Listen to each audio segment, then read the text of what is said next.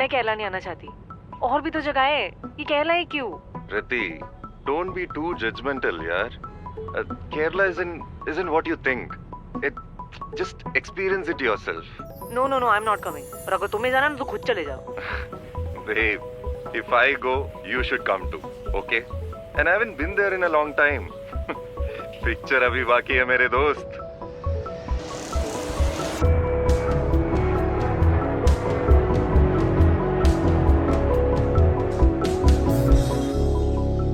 ഇത്രയും നല്ല സ്ഥലത്ത് കൊണ്ടുവന്നിട്ട് അവളെ ജാടാണ്ടില്ല. I've told you a million times I don't want to come to Kerala. I think I'm wasting my time here. Why are we waiting here, Rohit?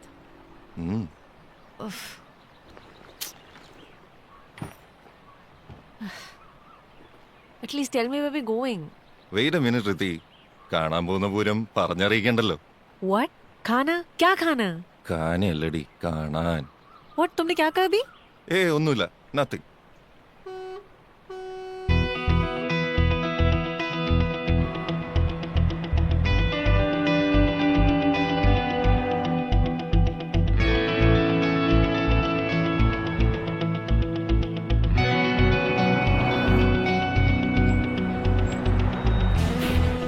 Good morning sir.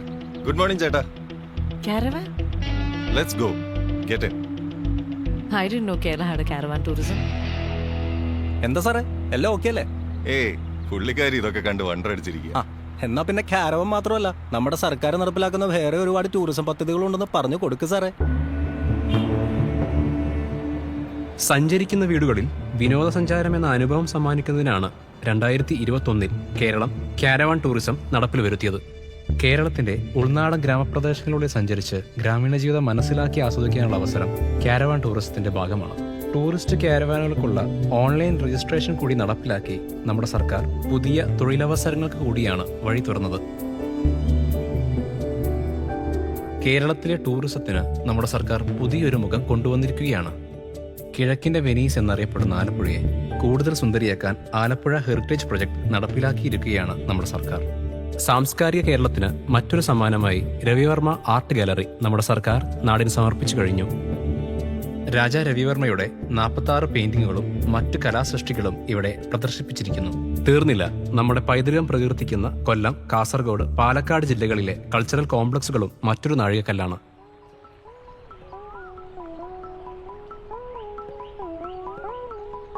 Riti, tell me what you feel. About Kerala? Too early to say.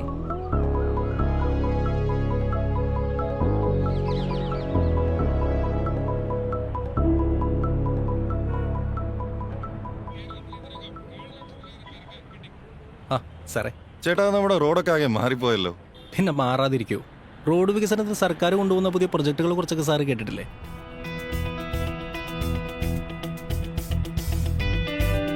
ഇതിലെടുത്തു പറയേണ്ടത് സംസ്ഥാനത്തെ ദേശീയപാത വികസനമാണ്.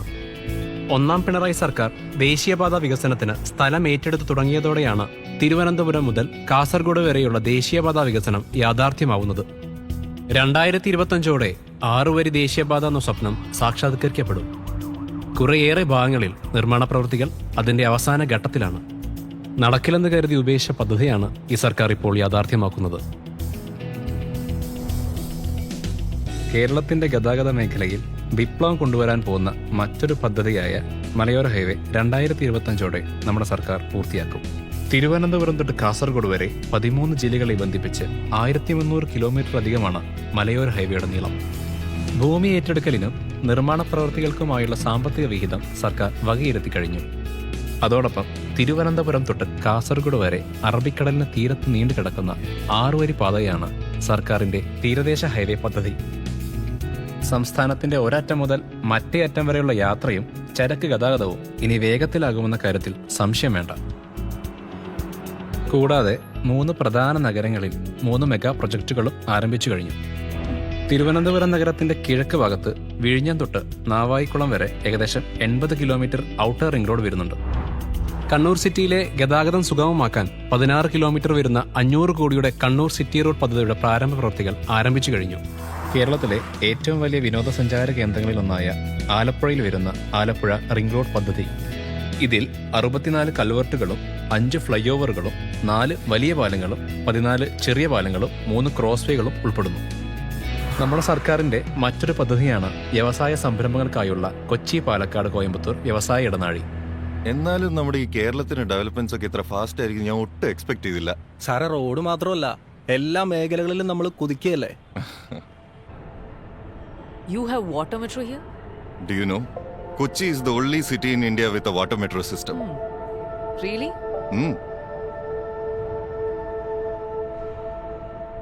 കൊച്ചിയിലെ ഗതാഗതം സുഗമമാക്കാൻ ജലഗതാഗതം ഉപയോഗിക്കുക എന്ന ദീർഘവീക്ഷണം നമ്മുടെ സർക്കാരിനുണ്ട്. 2035 ആകുമ്പോഴേക്കും ദിവസേന 1.5 ലക്ഷം യാത്രക്കാരെ വഹിക്കാൻ കഴിയുന്ന രീതിയിൽ നമ്മുടെ വാട്ടർ മെട്രോയെ വളർത്തുക എന്നതാണ് ലക്ഷ്യം. 2021 വന്ന് രണ്ടാം LDF ഗവൺമെന്റ് പൂർത്തീകരിച്ച വാട്ടർ മെട്രോ 2023 സേവനം തുടങ്ങി. വാട്ടർ മെട്രോ മാത്രമല്ല, അന്താരാഷ്ട്ര തലത്തിൽ കേരളത്തിന്റെ യശസ് ഉയർത്താൻ പോകുന്ന വിഴിഞ്ഞം തുറമുഖം എന്ന സ്വപ്നം യാഥാർത്ഥ്യമായി. നമ്മുടെ സർക്കാർ തിരുവനന്തപുരം ജില്ലയ്ക്കും കേരള സംസ്ഥാനത്തിനുമായി കരുതി വെച്ചിട്ടുള്ള അവസരങ്ങളും സാധ്യതകളും ഒട്ടനവധിയാണ്. രാജ്യത്തെ ആദ്യ കണ്ടെയ്നർ ട്രാൻസ്ഷിപ്മെന്റ് ടെർമിനലായി വികസിപ്പിക്കുന്ന വിഴിഞ്ഞം തുറമുഖം ഇന്ത്യയുടെ സമുദ്ര വ്യാപാര മേഖലയ്ക്ക് പുത്തനുണർവ് നൽകുമെന്ന കാര്യം ഉറപ്പാണ്. കേരളത്തിലെ ചരക്ക് ഗതാഗതവും സഞ്ചാരവും സുഗമമാക്കാൻ തിരുവനന്തപുരം മുതൽ കാസർഗോഡ് വരെ നീണ്ടുകിടക്കുന്ന ദേശീയ ജലപാത നിർമ്മിക്കുക എന്നുള്ളത് സർക്കാരിന്റെ മറ്റൊരു പ്രധാന പ്രൊജക്റ്റാണ്. ഇതിലൂടെ 44 നദികളുള്ള കേരളം മുഴുവൻ ചെലവ് കുറഞ്ഞ ജലഗതാഗത സംവിധാനം ഉടനെത്തും. കൂടാതെ നമ്മുടെ പടിഞ്ഞാറൻ തീരക്കനാലിന്റെ ഭാഗമായ 6 പ്രധാന കനാലുകൾ നവീകരിക്കാനും നമ്മുടെ സർക്കാർ തീരുമാനിച്ചിട്ടുണ്ട്.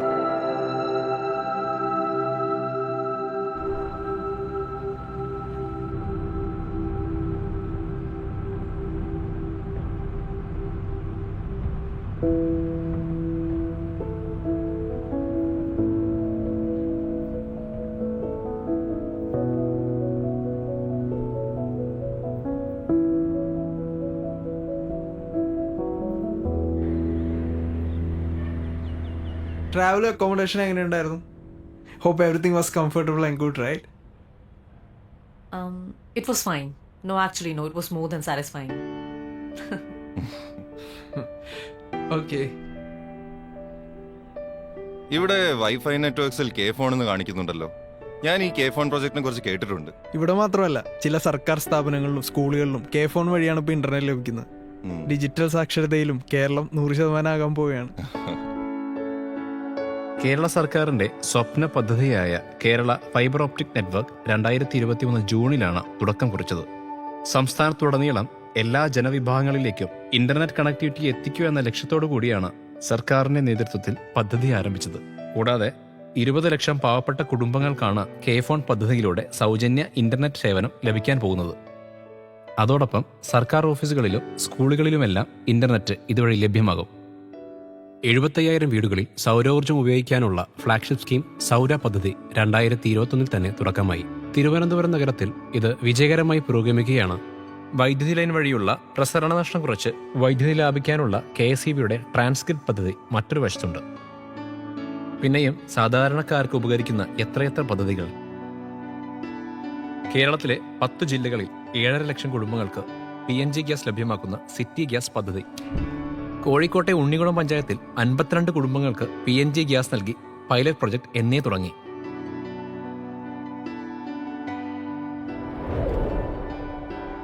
സ്വപ്നസമാനമായ പദ്ധതികളിലൂടെ പുതിയ നാളേക്കുള്ള നവകേരളം കെട്ടിപ്പടുക്കുകയാണ് നമ്മുടെ സർക്കാർ, ഹൃദയപക്ഷ സർക്കാർ.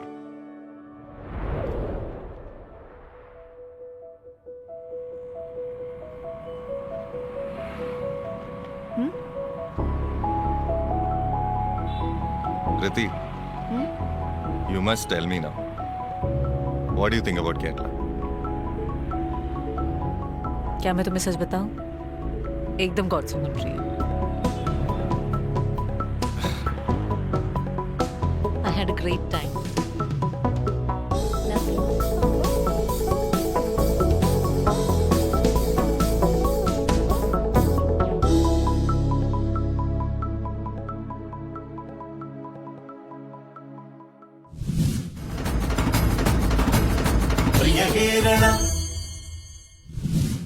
മികവിന്റെ സൂചികകളിലെല്ലാം മുന്നേറ്റം തുടരുന്ന കേരളം ഒരു പതിറ്റാണ്ടിനിടെ ആരോഗ്യരംഗത്തും വിദ്യാഭ്യാസ രംഗത്തും കരസ്ഥമാക്കിയത് സമാനതകളില്ലാത്ത നേട്ടങ്ങളാണ്. അന്തി ഉറങ്ങാൻ ഒരു കൂരയില്ലാത്തവർക്ക് ലൈഫ് പദ്ധതിയും എല്ലാവരെയും മണ്ണിന്റെ അവകാശികളാക്കാൻ പട്ടയ മിഷനും നടപ്പിലാക്കി. സാധാരണക്കാരന്റെ ക്ഷേമത്തിന് സാമൂഹ്യ സുരക്ഷാ പെൻഷനും യുവാക്കൾക്ക് തൊഴിലവസരങ്ങളും ലഭ്യമാക്കിക്കൊണ്ട് സർക്കാർ എല്ലാവരെയും ചേർത്ത് പിടിക്കുകയാണ്. അച്ഛാ, എന്റെ കേരളം എന്റെ അഭിമാനം. ഈ ടോപ്പിനെ കുറിച്ച് കുറച്ച് പോയിന്റ്സ് പറഞ്ഞുതരാമോ? നീ എന്തൊക്കെ എഴുതി? 1956 നവംബർ 1 കേരളം രൂപം കൊണ്ടത്. പ്രകൃതി സൗന്ദര്യം നിറഞ്ഞതാണ് കേരളം. വിദ്യാഭ്യാസം, ടൂറിസം, ആരോഗ്യം എന്നീ മേഖലകളിൽ കേരളം മുൻപിലാണ്. ഇത്രേ ഉള്ളൂ. എടാ, പൊതുവികസന രംഗത്ത് ഇന്ത്യയിലെ മറ്റ് സംസ്ഥാനങ്ങൾക്ക് മാതൃകയായ നമ്മുടെ നാടിനെ കുറിച്ച് അഭിമാനിക്കാൻ എത്രയെത്ര നല്ല കാര്യങ്ങളാണുള്ളത്. ഇത് കണ്ടോ, 1ാം സ്ഥാനം. അങ്ങനെയാണെങ്കിൽ എനിക്കും കാണണമല്ലോ കേരളത്തിന്റെ പ്രോഗ്രസ് റിപ്പോർട്ട്. മിക്ക സബ്ജക്റ്റുകളിലും കേരളം ഫസ്റ്റ് ആണല്ലോ. നല്ല കഷ്ടപ്പെട്ടാണ്. പിന്നല്ലാതെ നാട് നോക്കി നടത്തുന്നത് ചില്ലറ കാര്യമാണ്. ആരോഗ്യം, തൊഴിൽ, പാർപ്പിടം, അങ്ങനെ എല്ലാ കാര്യങ്ങളിലും ഒരു കണ്ണു വേണ്ടേ? പാർപ്പിടം അതെന്താ? പാർപ്പിടം എന്ന് വെച്ചാൽ വീട്. ലൈഫ് മിഷൻ പദ്ധതിയിലൂടെ വീടില്ലാത്ത 3.5 ലക്ഷത്തിലധികം ആളുകൾക്കാണ് നമ്മൾ വീട് വെച്ച് കൊടുത്തിട്ടുള്ളത്. സ്ഥലത്തിന്റെ കാര്യമാണെങ്കിൽ ഭൂമിയില്ലാത്ത 3 ലക്ഷത്തോളം പേർക്ക് പട്ടയം കൊടുത്തേക്കുന്നത് മാത്രമല്ല, സമ്പൂർണ്ണ ഭവന വൈദ്യുതീകരണം നടത്തിയ രാജ്യത്തെ ഒരേ ഒരു സംസ്ഥാനമാണ് നമ്മുടെ കേരളം. പിന്നെ ഡിജിറ്റൽ ലാൻഡ് സർവേ, അങ്ങനെ എത്രയെത്ര കാര്യങ്ങൾ. അപ്പൊ ഇതൊക്കെ എഴുതാല്ലേ? ഇത് മാത്രമല്ല, കൊറേ ഉണ്ട്. മോൻ വാ, അമ്മ പറഞ്ഞു.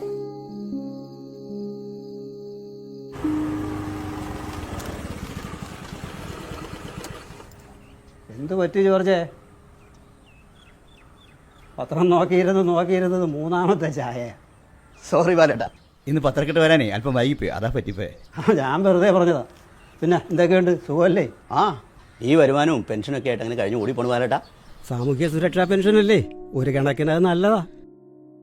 ആരെയും ആശ്രയിക്കാതെ ജീവിക്കാമല്ലോ. എന്നാ ചെയ്യണത്? സാമൂഹ്യ സുരക്ഷാ പെൻഷൻ എന്തെന്നാണോ മോന്റെ സംശയം? പറഞ്ഞുതരാട്ടോ. സമൂഹത്തിന്റെ താഴെ തട്ടിലുള്ള ദാരിദ്ര്യം അനുഭവിക്കുന്നവർക്ക് കേരള സർക്കാർ നൽകുന്ന സുരക്ഷയാണ് സാമൂഹ്യ സുരക്ഷാ പെൻഷൻ. രാജ്യത്തെ ഏറ്റവും ഉയർന്ന സാർവത്രിക സാമൂഹ്യ സുരക്ഷാ പെൻഷൻ കൊടുക്കുന്നത് നമ്മുടെ കേരളമാണ്. 6 വ്യത്യസ്ത തരത്തിലുള്ള പെൻഷൻ പദ്ധതികളിലൂടെ 62 ലക്ഷം പേർക്ക് മാസാമാസം 1600 രൂപ വീതമാണ് കേരളം സാമൂഹ്യ സുരക്ഷാ പെൻഷൻ നൽകുന്നത്. അയ്യോ, അപ്പൊ ഇതിനൊക്കെ കുറെ പൈസ ആവത്തില്ലേ? പിന്നെ അല്ലാതെ. വർത്താനം പറഞ്ഞു പോയി സമയം പോയി വരട്ടെ, ഞാൻ പോട്ടെ. 5-6 സ്ഥലത്തുള്ള പത്രമാണ്. അതാരാ മുത്തശ്ശ പച്ച കോട്ടൊക്കെ ഇട്ടിട്ട് വരുന്നേ? അതല്ലേ നമ്മുടെ സേന. അജൈവ മാലിന്യങ്ങളെല്ലാം ശേഖരിച്ച് ശാസ്ത്രീയമായ മാലിന്യ സംസ്കരണത്തിന് സഹായിക്കുന്ന ഹരിതകർമ്മസേന. 30,000-ലേറെ കുടുംബശ്രീ പ്രവർത്തകർക്കാണ് ഹരിതകർമ്മസേനയിലൂടെ വരുമാനം ലഭിക്കുന്നത്. 938 തദ്ദേശ സ്വയംഭരണ സ്ഥാപനങ്ങളിലായി 34,000-ഓളം ഹരിതകർമ്മ സേനാംഗങ്ങളാണ് പ്രവർത്തിക്കുന്നത്. നമ്മുടെ കേരളത്തെ ക്ലീനാക്കാൻ അവർ എന്തുമാത്രം കഷ്ടപ്പെടുന്നുണ്ടെന്ന് അറിയോ? മോനെ, ഈ പൈസ അവർക്ക് കൊണ്ട് കൊടുത്തിട്ട് വാ.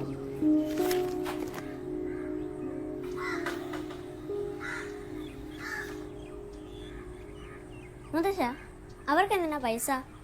അതാണ് ഹരിതകർമ്മസേനയ്ക്കുള്ള യൂസർ ഫീ. നമ്മുടെ നാട് വൃത്തിയാക്കാൻ അവർ ഇത്ര കഷ്ടപ്പെടുമ്പോൾ നമ്മളും അവർക്കൊപ്പം നിൽക്കേണ്ട മോനെ. മോനിപ്പോൾ കൊടുത്ത പൈസ ഇല്ലേ, അത് അവർക്ക് 2 നേരത്തെ ഭക്ഷണത്തിനുള്ളതാണ്. അപ്പോൾ അത് നമ്മൾ ചെയ്യുന്നൊരു വലിയ കാര്യമല്ലേ? ഇത്രയും കുറഞ്ഞ പൈസ കൊണ്ട് 2 നേരത്തെ ഭക്ഷണം എങ്ങനെ കിട്ടും? വിശപ്പ് രഹിത കേരളം എന്നൊരു പദ്ധതിയുണ്ട്. അതിന്റെ ഭാഗമായി നിരവധി ആളുകൾക്ക് കൈത്താങ്ങാവുന്ന കുടുംബശ്രീ ജനകീയ ഹോട്ടലുകൾ കേരളത്തിൽ എല്ലായിടത്തും തുടക്കം കുറിച്ചിട്ടുണ്ട്. അവിടെ നിന്ന് ചെറിയ പൈസ കൊടുത്താൽ നമുക്ക് നിറയെ ഭക്ഷണം കിട്ടും. ഒരു ദിവസം 1.5 ലക്ഷം ആളുകൾക്ക് അവിടെ നിന്ന് ഭക്ഷണം നൽകുന്നത്. ഇതുവരെ 3 കോടി ഭക്ഷണമാണ് അവിടെ നിന്ന് വിതരണം ചെയ്തിട്ടുള്ളത്.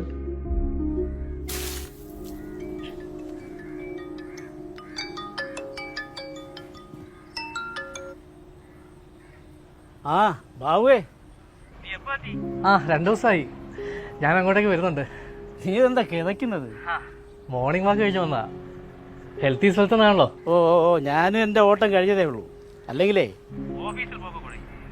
പിന്നെ ഹെൽത്ത് സർവീസുകാരൊക്കെ വീട്ടിൽ വരുന്നുണ്ടേ നമ്മുടെ ഹെൽത്തൊക്കെ പെർഫെക്റ്റ് ഓക്കെ. അത് പിന്നെ അങ്ങനല്ലേ, ആരോഗ്യത്തെ ശ്രദ്ധിക്കുന്ന കേരളം പോലെ വേറെ സംസ്ഥാനം ഉണ്ടോ? എൻ്റെ ആരോഗ്യ സൂചികയിലേ തുടർച്ചയായിട്ട് 4 പ്രാവശ്യമാണ് നമ്മൾ 1ാം സ്ഥാനത്ത് എത്തിയത്. രാജ്യത്തെ മികച്ച കോവിഡ് വാക്സിനേഷൻ പ്രവർത്തനങ്ങൾക്ക് ഇന്ത്യ ടുഡേയുടെ ഹെൽത്ത് ഗിരി അവാർഡ് 2022 ഏറ്റവും കൂടുതൽ സൗജന്യ ചികിത്സ നൽകിയതിനുള്ള കേന്ദ്ര സർക്കാരിന്റെ ആരോഗ്യ മന്ദൻ അവാർഡ്, മാതൃശിശു മരണനിരക്ക് ഏറ്റവും കുറഞ്ഞ സംസ്ഥാനം, അങ്ങനെ എത്രയെത്ര അംഗീകാരങ്ങൾ. പൊതുജനാരോഗ്യ സംവിധാനം ശക്തിപ്പെടുത്തുന്നതിന് കഴിഞ്ഞ 5 വർഷം ചെലവിട്ടത് 50,000 കോടിയിലേറെ രൂപയാണ്. ആരോഗ്യം മാത്രം. ഇന്നലെ ഞാൻ എയർപോർട്ടിൽ നിന്ന് വീട്ടിൽ വന്നപ്പോൾ റോഡ് കണ്ട് ഞാൻ തന്നെ ഞെട്ടിപ്പോയി. പിന്നല്ലാണ്ട് സൂപ്പർ റോഡല്ലേ, ചടയെന്ന് വീട്ടിലെത്താം. ദേശീയപാത വികസനത്തിനുള്ള സ്ഥലമെടുപ്പിന് 50,000 കോടിയോളം അനുവദിച്ച ഇന്ത്യയിലെ ഏക സംസ്ഥാനമാണ് കേരളം. അടിസ്ഥാന സൗകര്യ വികസന പദ്ധതികൾക്ക് 60,352 കോടി രൂപയും അനുവദിച്ചിട്ടുണ്ട്. വിനോദസഞ്ചാര മേഖലയിലും നിരവധി അംഗീകാരങ്ങളാണ് കേരളത്തെ തേടിയെത്തിയിരിക്കുന്നത്. ന്യൂയോർക്ക് ടൈംസിന്റെ 2023 പട്ടികയിൽ നിർബന്ധമായും കണ്ടിരിക്കേണ്ട 52 സ്ഥലങ്ങളിലൊന്നായി കേരളം മാറിയത് ആ അംഗീകാരങ്ങളിൽ ഒന്ന് മാത്രമാണ്. വിഴിഞ്ഞ അന്താരാഷ്ട്ര തുറമുഖം എന്ന സ്വപ്നവും നമ്മളിപ്പോൾ യാഥാർത്ഥ്യമാക്കിയിരിക്കുകയല്ലേ. ആ, റോഡ് മാത്രമോ? ഇന്നലെ കൊച്ചി പോയപ്പോൾ അല്ലേ കൊച്ചി പഴയ കൊച്ചിയിലെന്ന് മനസ്സിലായത്. നിങ്ങൾക്ക് അവിടെ എന്താ കുറവ്? നിങ്ങളുടെ കാര്യങ്ങളൊക്കെ നോക്കാൻ നോർക്കയില്ലേ? പ്രവാസികളുടെ പ്രശ്നങ്ങൾക്ക് പരിഹാരം കാണാനും അവകാശങ്ങൾ സംരക്ഷിക്കാനും നോർക്ക ഉള്ളതുകൊണ്ട് ഞങ്ങൾ പ്രവാസി മലയാളികൾക്ക് ഒന്നും അറിയണ്ട. ഈ നാട്ടിലെ വിശേഷങ്ങൾ മൊത്തം പറഞ്ഞുകൊണ്ടിരുന്നാലേ എന്റെ ലീവ് മൊത്തം അങ്ങ് തീരും. ശരി, കാണാം. നീ വൈകുന്നേരം ഇങ്ങോട്ടൊന്ന് ഇറങ്ങും. ഓക്കെ ശരി.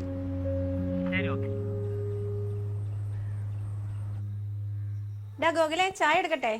ആ വേണ്ട ആന്റി, ഞാനിപ്പോ കഴിച്ചോളൂ. സർക്കാർ ജോലി കിട്ടുന്നതിന് ഇവനെ മാത്രം ചെലവ് ചെയ്താൽ പോരാ, ഞങ്ങൾക്കും ചെലവ് ചെയ്യണം. അതൊക്കെ സെറ്റ് ആക്കാന്നേ നമുക്ക്. പിന്നെ ഇവന്റെ എക്സാമിന് നീ ഒന്ന് ഹെൽപ്പ് ചെയ്യണം കേട്ടോ. അതിനല്ലേ ഞാനിവിടെ ഇരിക്കുന്നത് ആന്റി. പിന്നെ ഉണ്ണിക്കുട്ടാ, ഞങ്ങളെ പോലെ നന്നായി പഠിക്കണം കേട്ടോ. എങ്കിലേ നിനക്കും എന്നെ പോലെ ഒരു സർക്കാർ ജോലി സ്വന്തമാക്കാൻ കഴിയും. അതെങ്ങനാ? കുറച്ചു നേരം പഠിക്കും, പിന്നെ ഈ ടോയ്ക്കാരന്റെ മേല. ആന്റി, അവൻ അതാണ് ഇഷ്ടമെങ്കിൽ അവൻ അത് തന്നെ ചെയ്യട്ടെ. കേരള നോളജ് ഇക്കോണമി മിഷനും അവരുടെ നൈപുണ്യ പ്രോഗ്രാമുകളും ഉണ്ടല്ലോ. ഇതുകൊണ്ട് ഞങ്ങളുടെ അഭിരുചിക്ക് അനുസരിച്ചുള്ള തൊഴിലുകൾ തിരഞ്ഞെടുക്കാനുള്ള എല്ലാ അവസരങ്ങളും ഉണ്ട്. ഓ, അങ്ങനെയൊന്നുണ്ടല്ലേ? അതായത് ആന്റി, ഇതുവരെ 51,000-ൽ അധികം പേർക്കാണ് DWMS വഴി പ്ലേസ്മെന്റുകൾ ലഭിച്ചിട്ടുള്ളത്. 400-ലധികം നൈപുണ്യ പ്രോഗ്രാമുകൾ ഇവർ ഓഫർ ചെയ്യാറുണ്ട്. കൂടാതെ 4,300-ൽ അധികം തൊഴിലുടമകളും 60ഓളം നൈപുണ്യ പങ്കാളികളും ഉണ്ടെന്നേ. നമ്മുടെ തൊഴിൽ മേഖലയും വ്യവസായ മേഖലയും പിന്നെ പണ്ടേ മികച്ചതാണല്ലോ. ഉയർന്ന ദിവസവേതനമുള്ള സംസ്ഥാനമായി റിസർവ് ബാങ്കിന്റെ അംഗീകാരമല്ലേ കഴിഞ്ഞിടയ്ക്ക് കിട്ടിയത്. പിന്നെ ലോകത്തിലെ മികച്ച പൊതു ബിസിനസ് ഇൻക്യുബേറ്ററായി കേരള സ്റ്റാർട്ടപ്പ് മിഷനെ UBI ഗ്ലോബൽ തെരഞ്ഞെടുത്തതും ഗ്ലോബൽ സ്റ്റാർട്ടപ്പ് ഇക്കോസിസ്റ്റം റിപ്പോർട്ട് പ്രകാരം അഫോർഡബിൾ ടാലന്റിൽ ഏഷ്യയിൽ 1ാം സ്ഥാനത്ത് വന്നതും. അങ്ങനെ എത്രയെത്ര നേട്ടങ്ങളാണ്. അല്ലെങ്കിൽ പിന്നെ ബിസിനസ് മേഖലയിൽ വല്ലതും നോക്കണം. കഴിഞ്ഞ 1 വർഷത്തിനിടെ 1.5 ലക്ഷത്തോളം സൂക്ഷ്മ ചെറുകിട ഇടത്തരം വ്യവസായ സംരംഭങ്ങളല്ലേ കേരളത്തിൽ തുടങ്ങിയത്. 8,400 കോടിയുടെ നിക്ഷേപം. അതുകൊണ്ട് നമുക്ക് കിട്ടിയതോ 3 ലക്ഷം തൊഴിലവസരങ്ങളും. കെഫോണിന്റെ ഫ്രീ ഇന്റർനെറ്റും വാതിൽപ്പടി സേവനങ്ങളും ഉള്ളതുകൊണ്ട് നിന്റെ ചേട്ടന്മാർ ഇപ്പൊ സ്മാർട്ടാ. അവരുടെ കരിയർ എങ്ങനെ തിരഞ്ഞെടുക്കണമെന്ന് അവർക്കറിയാം. ഇന്റർനെറ്റ് സൗകര്യം ജനങ്ങളുടെ അവകാശമായി പ്രഖ്യാപിച്ച ആദ്യ സംസ്ഥാനമാണ് നമ്മുടെ കേരളം. അതിനായി സൗജന്യമായും മിതമായ നിരക്കിലും ബ്രോഡ്ബാൻഡ് കണക്ഷൻ എല്ലാവരിലേക്കും എത്തിക്കുന്നതിനായി തുടക്കം കുറിച്ച പദ്ധതിയാണ് കെഫോൺ. കൂടാതെ ഓൺലൈൻ വാതിൽപ്പടി സേവനങ്ങൾക്കായി 303 ഗ്രാമപഞ്ചായത്തുകൾ integrate local governance management system വഴി സേവനങ്ങളും നൽകുന്നു. ഒപ്പം ഡിജിറ്റൽ വർക്ക് ഫോഴ്സ് മാനേജ്മെന്റ് സിസ്റ്റത്തിൽ ഡിജിറ്റൽ പ്ലാറ്റിനം ഐക്കൺ അവാർഡ് നേടിയത് ഈ മേഖലയ്ക്ക് തിളക്കം കൂടിയ ഒന്നാണ്. എന്നാ നിങ്ങളുടെ പരിപാടി നടക്കട്ടെ. ആ, രണ്ടാളും കൂടി എങ്ങോട്ടാ? നിനക്കൊന്നും ഓൺലൈൻ ക്ലാസ് ഒന്നും ഇല്ല? ഇല്ല അച്ഛാ, ഞാൻ 2 ദിവസം ലീവ് എടുത്ത്. ഞങ്ങൾക്കിന്നൊരു ട്രെയിനിങ് പരിപാടിയുണ്ട്, യുവാക്കളുടെ കർമ്മസേനക്കുള്ള ട്രെയിനിങ് പരിപാടി. ഈ പഠിത്തവും ജോലിയൊക്കെ ആയിട്ട് നടക്കുന്ന നിങ്ങളെന്തിനാ ഇങ്ങനെയുള്ള പരിപാടിക്കൊക്കെ പോകുന്നത്? അങ്ങനെയല്ല അച്ഛാ, ഈ പ്രളയവും കൊടുങ്കാറ്റും അതുപോലത്തെ അപ്രതീക്ഷിതമായിട്ട് വരുന്ന ദുരന്തവും നേരിടുന്ന ഒരു സന്നദ്ധ സേനയാണിത്. അപ്പോൾ നമ്മളാലാവുന്നത് നമ്മളെ നാടിന് വേണ്ടി നല്ലത് ചെയ്ത് കൊടുക്കേണ്ടത് നമ്മളെ കടമയല്ലേ. നമ്മുടെ പിള്ളേരൊക്കെ ആകെ മാറിപ്പോയില്ലേ? അതെന്താ ഇപ്പൊ അങ്ങനെ തോന്നാന്? അല്ല, അവരവരുടെ കാര്യം മാത്രം നോക്കാതെ നമ്മുടെ നാടിനോടുള്ള കടമയെക്കുറിച്ചും ഉത്തരവാദിത്തത്തെക്കുറിച്ചും ഒക്കെ ചിന്തിക്കുന്ന ഒരു തലമുറയായി മാറിയവർ. അതിന്റെ ക്രെഡിറ്റ് നമ്മുടെ പൊതുവിദ്യാഭ്യാസത്തിനാണ്. സർക്കാർ സ്കൂളുകളുടെ ആധുനികവൽക്കരണത്തിന് 3,000 കോടി രൂപയല്ലേ അനുവദിച്ചത്. അതുകൊണ്ടല്ലേ അന്താരാഷ്ട്ര നിലവാരത്തിലുള്ള വിദ്യാഭ്യാസവും സൗകര്യങ്ങളും എല്ലാം ഇപ്പോ സർക്കാർ സ്കൂളുകളിൽ ലഭിക്കുന്നത്. പിന്നെ കേന്ദ്ര വിദ്യാഭ്യാസ മന്ത്രാലയത്തിന്റെ ശ്രേഷ്ഠതാ സൂചികയിൽ 1ാമതാവാൻ കേരളത്തിന് സാധിച്ചത്. നമ്മുടെ തിരുവനന്തപുരത്തുള്ള രാജ്യത്തെ ആദ്യ ഡിജിറ്റൽ സർവകലാശാല നമ്മുടെ വിദ്യാഭ്യാസ മേഖല കുതിക്കുവല്ലേ. അപ്പൊ പിന്നെ നമ്മുടെ കുട്ടികൾ അങ്ങനെ വളർന്നില്ലെങ്കിലല്ലേ അതിശയുള്ളൂ. അങ്ങനെ നേട്ടങ്ങൾ അനവധിയാണ് നമ്മൾ സ്വന്തമാക്കിയിരിക്കുന്നത്. മറ്റു സംസ്ഥാനങ്ങൾക്ക് മുന്നിൽ എന്നും തലയെടുപ്പോടെ നിൽക്കുന്ന എൻ്റെ നാട് എനിക്ക് അഭിമാനം തന്നെയാണ്. അതെ, എൻ്റെ കേരളം എൻ്റെ അഭിമാനം.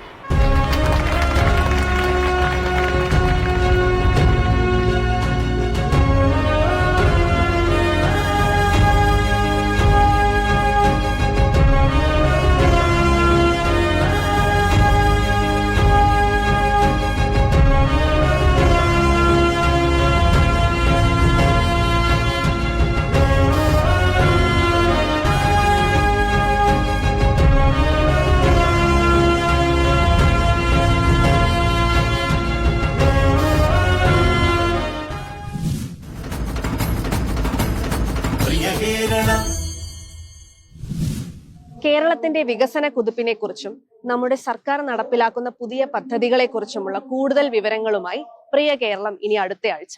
അഭിപ്രായങ്ങൾ അറിയിക്കാം PRDprogram producer@gmail.com എന്ന ഇമെയിൽ വിലാസത്തിൽ. നന്ദി, നമസ്കാരം.